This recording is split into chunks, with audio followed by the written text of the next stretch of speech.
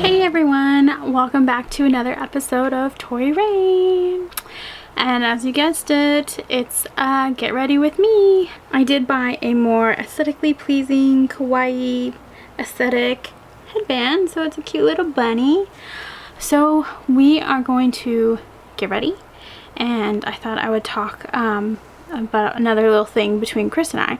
But for the makeup, I thought it would be better if I just use one palette to kind of keep things easy, because you know, not everybody can just like buy a whole bunch of palettes. So the palette I'm going to use today is, we're going to go back with the Urban Decay Troublemaker, and I will do better to tell you which items I'm using.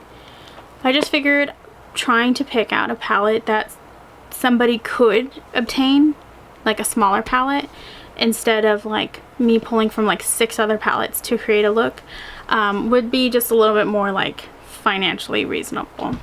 And today I am going to go ahead and use the Urban Decay Naked contour kit, and I'm just going to use powder today. I'm not going to actually use foundation and powder. I'm going to go for like a really light look. I am going to add in a highlighter that I used in the last video, just because I'm going to be filming other things today, but typically I wouldn't normally. I would just use the face powder. And the contour, I don't even know if you can use contour with just face powder and not foundation. I don't see why not, but I'm trying to use contour more. And in my last video, I did mention that my eye primer was expired, so I went into like my old samples of goodies, because I'm a firm believer in getting samples. Hopefully these are okay. I'll admit they've been sitting in there a little while. But my problem is, like, I have to use a lot of samples to determine if I'm allergic or not. Okay, yeah, this feels a lot better than what I was using last time I used my last eye primer, so maybe this one is better. I just wanted to take a second to acknowledge that I know like there's red pigmentation and stuff, but like my skin is getting a lot better.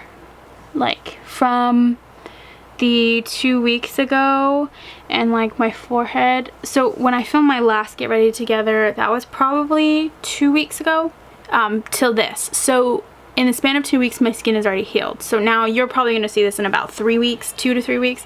But like, I know it's still red, and there's still like old scarring. There's, you know, there's treatments for that are separate.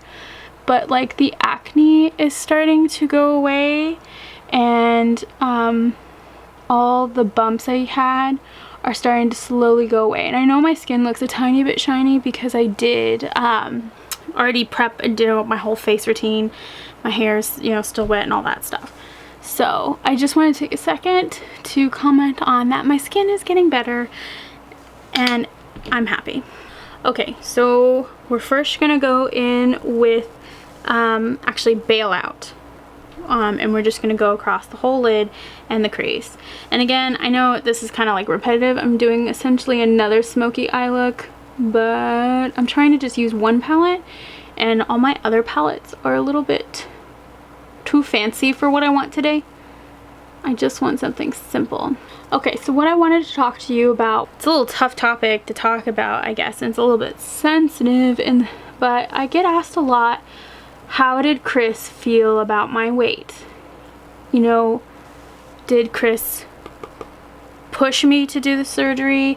Did Chris comment about my weight? Did Chris, you know, criticize my weight? You know, 6 years ago when Chris and I met, I was still already overweight.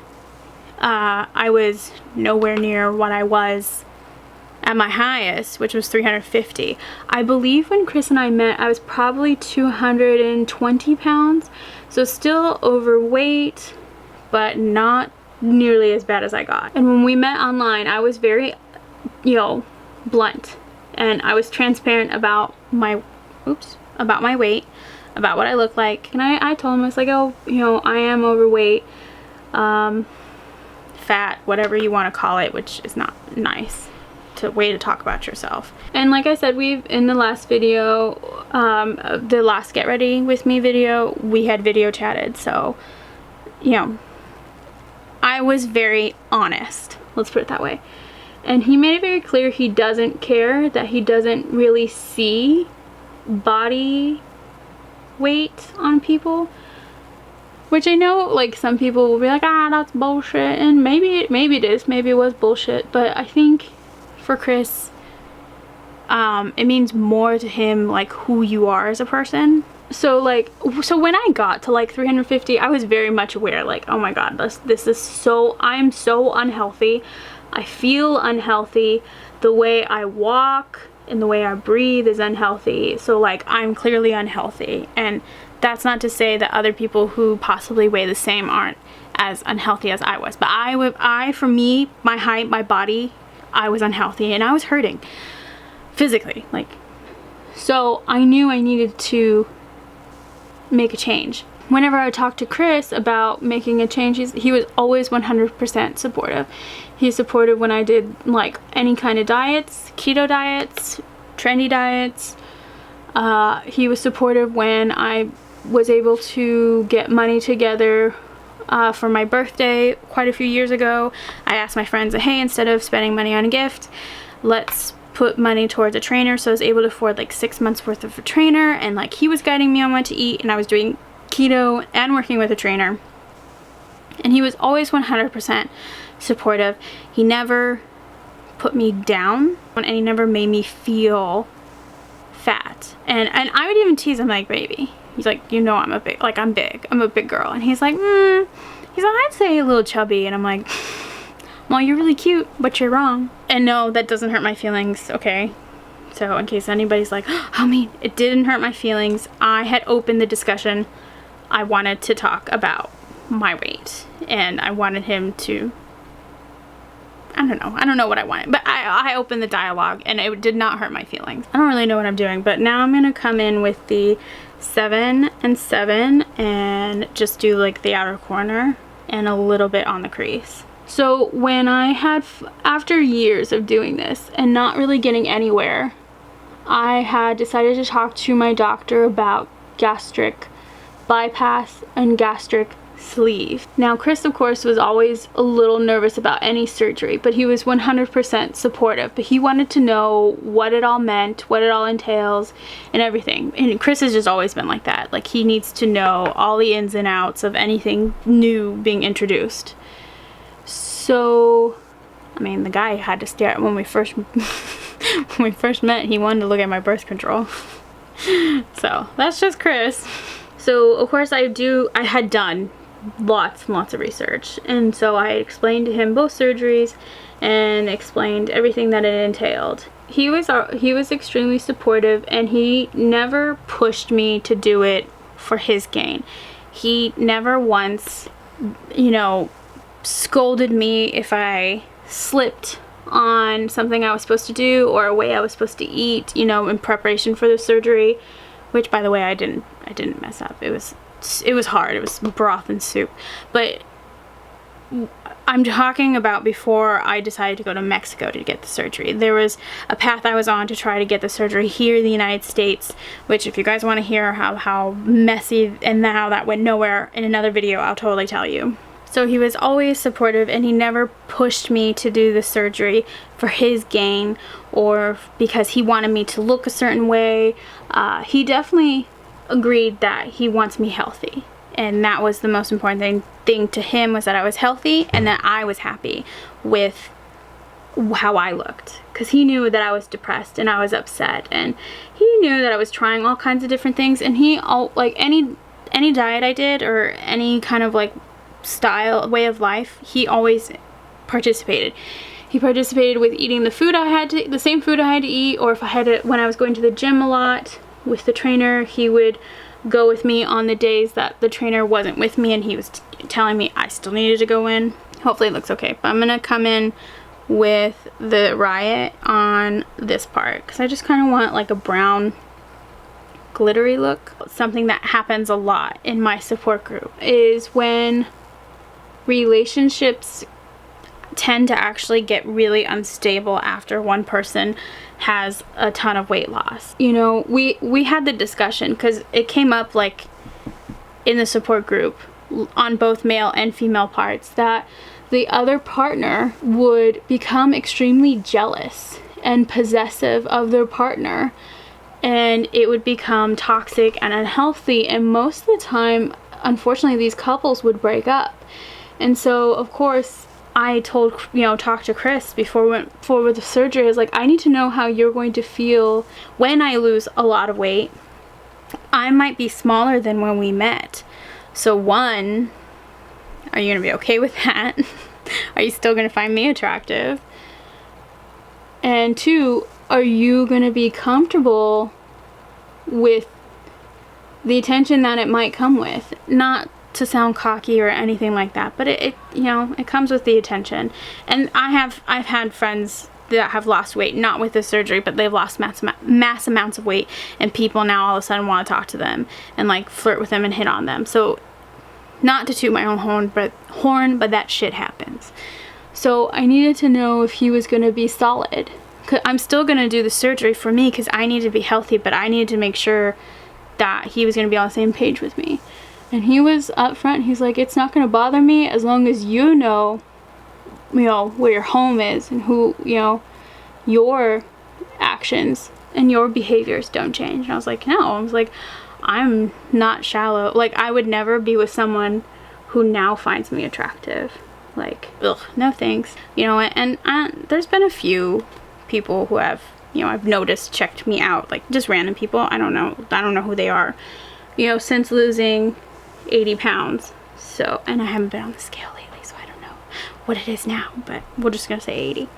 So, like, the attention has already come a little bit, and it hasn't changed anything for Chris and I. Okay, so now I'm gonna use like this little powdery brush, and I'm gonna come in with Knockout and just do the corner. So I do feel really, blessed that I've had such a great partner in all of this, and I've had somebody very supportive and encouraging for something that I want to do for my, for my benefit, for my health, and something that will make me happy. His thing was that he always wanted me to be healthy and live like a long, healthy life with him, and he never made me feel like he didn't find me attractive, no matter what size I've been. When we first met, when I was 220 pounds, to my highest weight is 350 pounds, and to my current weight, which is 269 pounds, since the last time I weighed myself. So as I said, very short version of, has Chris ever made you feel bad about your weight? Has he ever pushed you to lose weight? Has he ever called you fat? Blah, blah, blah. No. Okay, I went in and like fixed my eyebrows because as I was doing my makeup, I realized like they were kind of getting hairy again. So sorry about that. Okay, so to go underneath the brow, I'm gonna come in with this. It's like a double like white and black, just as Clash. Haha. Obviously, because they clash. I'd say never settle for somebody who makes you feel bad. Now, there's a difference between someone being supportive and trying to help you when you've made it clear that you want help. But always, like, if they're coming at you in a wrong way, try to educate them first on how they need to approach you in the situation. Because we all know, just saying, hey, you're fat, you're eating the wrong things, yeah, because that's fucking helpful. Like, okay, I'm gonna eat it even more now. Like, it does nothing. It does nothing to criticize in a harsh way.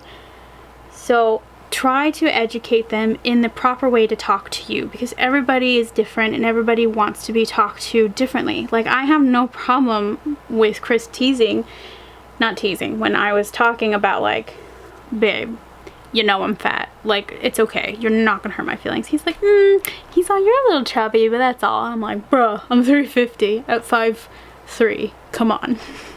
So like, that doesn't hurt my feelings. But someone else, very much having their boyfriend say, well, I think you're a little chubby, would totally hurt their feelings. So you need to be honest about the way you want to be talked to.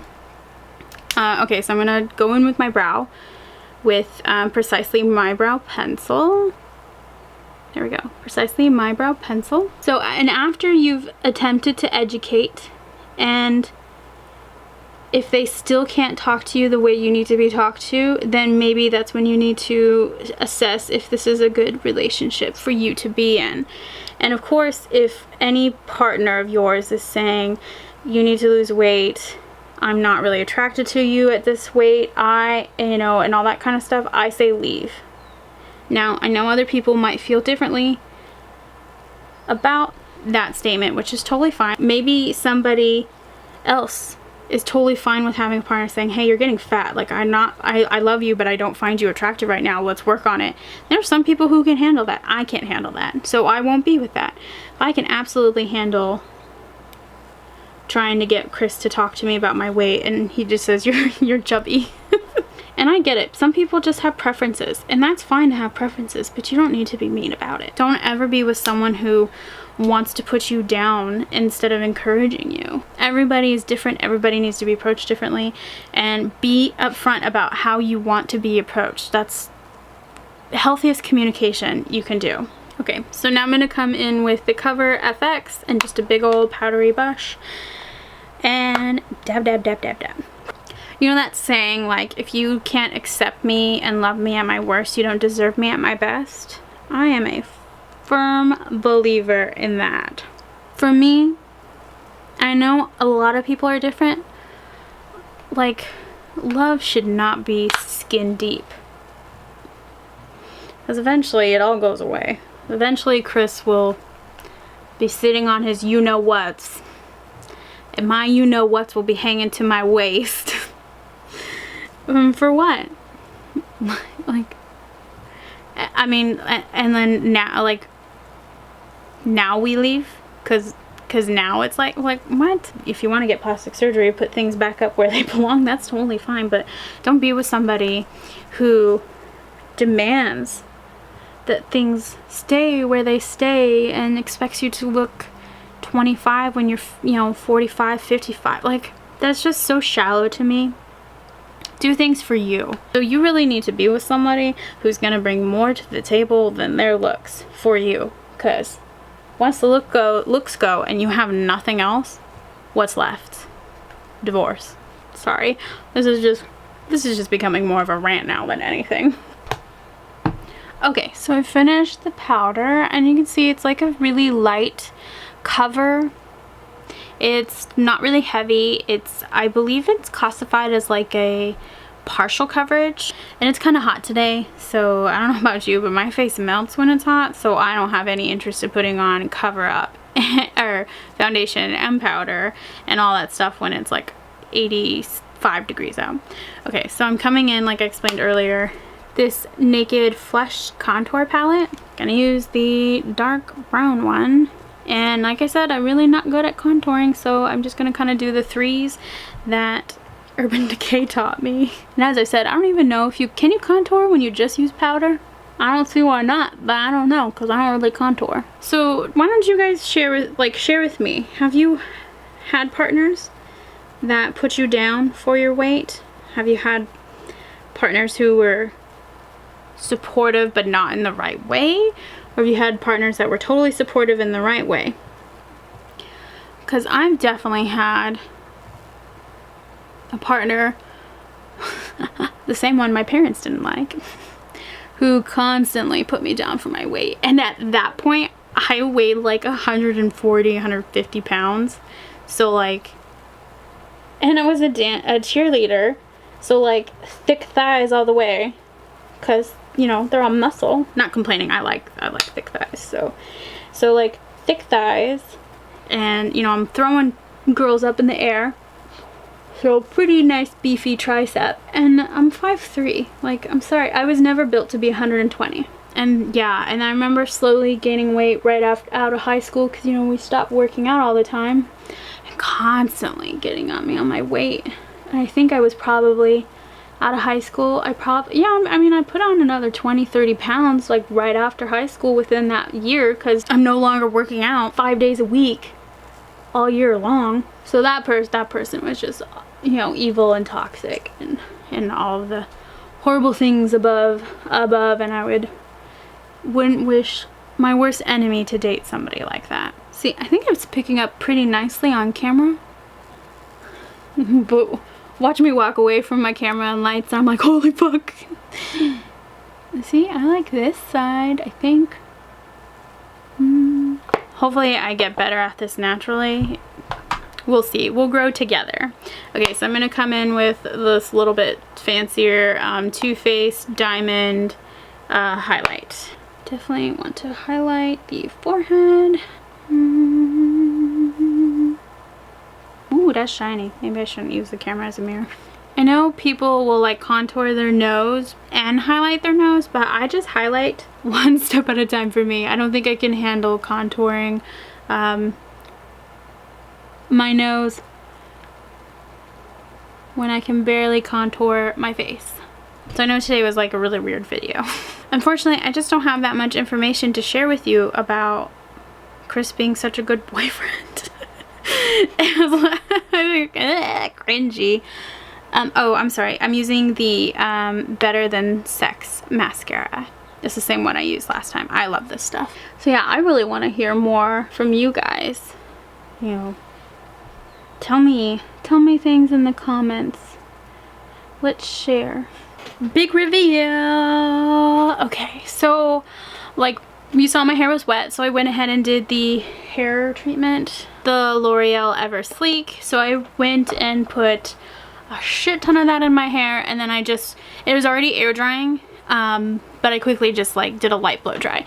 This is the finished product. What do you think? And I will say the highlight when I went to the bathroom to like quickly blow dry my hair, it was too much on my forehead and a little bit too much on this side. So so don't go so heavy-handed, even though I went heavy-handed because of all the lights, and also I'm blind when I'm putting it on because I can't see.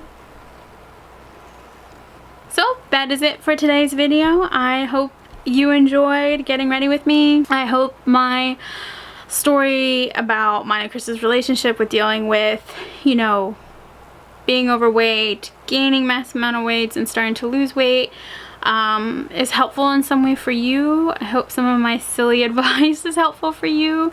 Please always feel free to reach out to me if somebody is putting you down or not approaching the right way on how to support you. I am really a huge advocate for communication, so if you need help communicating, let me know. I'm actually pretty good at it. So like I said, I used the Troublemaker palette. This is no longer on sale on the Urban Decay website, but I went ahead and found it on the Nordstrom rack, and I did find it sold on Poshmark and Mercari. They're brand new on, well, they're supposed to be brand new on these websites, so I'm not endorsed by any of these websites, but I've seen the palette as low as $12 to, you know, $30-ish. So I honestly can't remember what I paid for this. It was a long time ago, but if you want it, I can at least put two of the links down that I found. But yeah, as always, I really enjoyed hanging out with you guys today. Subscribe if you like my content, like this video if you like this kind of stuff and you want to see more of it. But yeah, love you all. Bye.